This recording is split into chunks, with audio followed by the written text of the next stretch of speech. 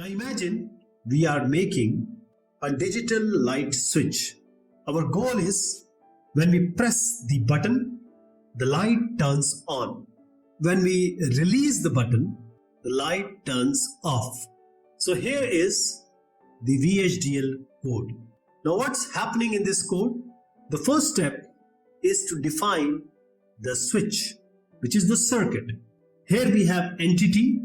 This is our light switch, and it has a button which is an input you can press.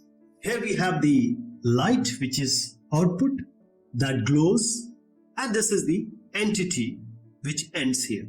Then we describe how it works.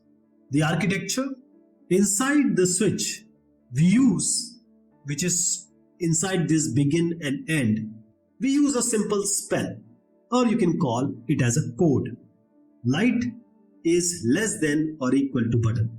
What does it mean? It means button is pressed 1, the light glows. If the button is not pressed, that is 0, light is off. You can put it on a real board like an FPGA and connect a button and an LED to verify.